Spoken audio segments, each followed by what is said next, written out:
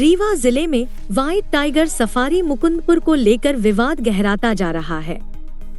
Safari और आसपास के 5 गांवों को रीवा जिले में शामिल करने की मांग अब और तेज हो गई है। इस मांग को रीवा के पूर्व मंत्री और महाराजा पुष्पराज सिंह का भी समर्थन मिल गया है।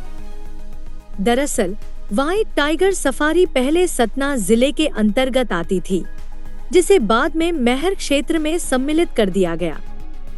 लेकिन स्थानीय लोगों का कहना है कि सफारी रीवा शहर से बेहद नजदीक है और इसे रीवा जिले में शामिल किए जाने से पर्यटन को बड़ा बढ़ावा मिलेगा। साथ ही स्थानीय युवाओं के लिए रोजगार के नए अवसर भी पैदा होंगे। इस पूरे मामले ने राजनीतिक रंग भी ले लिया है। सतना सांसद गणेश सिंह और मैहर के पूर्व विधायक ने रीवा में शामिल किए जाने का विरोध किया था, लेकिन अब महाराजा पुष्पराज सिंह के समर्थन से माना जा रहा है कि आने वाले समय में सफारी और 5 गांवों को रीवा जिले में शामिल करने की प्रक्रिया तेज हो सकती है। आगामी समय के लिए जो जिलों में कुछ गांव जा रहे हैं, कुछ गांव जुड़ रहे हैं, उनको मैंने दिनांक 1/5 को ये पत्र लिखकर, पूर्व पत्र में जो मैंने माननीय मुख्यमंत्री जी को लिखा था उसके बारे में लिखा है कि जो जन आदेश है, जो हमारे ग्राम स्वराज के और पंचायती राज के हमारे स्तंभ के जो मुखिया जन जो होते हैं, हमारे सरपंच, जिन्होंने कुछ प्रस्ताव दिए हैं कुछ जिलों से अपने आप को अलग करके रीवा में विलय करने का या रीवा से कहीं और जाने का, मैंने उसमें ये लिखा है कि मुख्यमंत्री जी को आज से लगभग 2 महीने पहले कि जो हमारा व्हाइट टाइगर सफारी है वो लगभग 350 एकड़ में फैला हुआ है। दुर्भाग्य से ये रहा है कि वो पहले सतना में था। सतना से जब मैहर जिला बना तो वो मैहर में फेंक दिया गया। इस प्रकार से वॉलीबॉल में जैसे गेंद यहाँ से वहाँ होती है, उसकी दशा होती रही। लेकिन टूरिज्म जगत में 1951 से जब से पहला व्हाइट टाइगर महाराज मार्तन सिंह जी ने, हमारे अन्नदाता ने पकड़ा और वहाँ से ब्रीडिंग शुरू हुई, उसको गोविंदगढ़ का ही व्हाइट टाइगर कहा गया, रीवा का ही व्हाइट टाइगर कहा गया।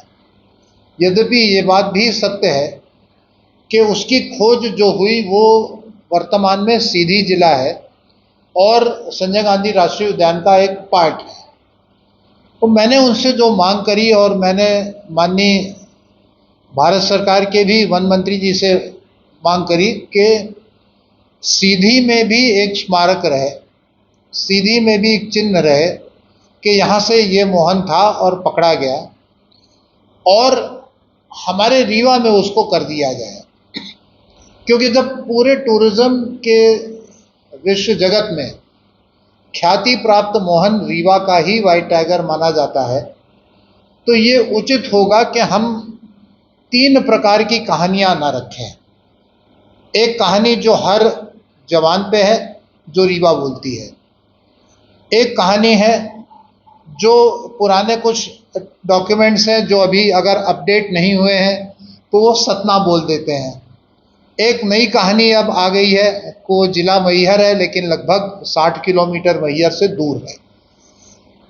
होगा क्या कि जब टूरिस्ट क्षेत्र में पर्यटक उसके बारे में इंक्वायरी करेगा तो हमारा ट्रैवल एजेंट उसको कहेगा साहब रीवा में है, गूगल बाबा कुछ और कहेंगे, विकिपीडिया कुछ और कह देगा, तो वो कंफ्यूज हो जाएगा।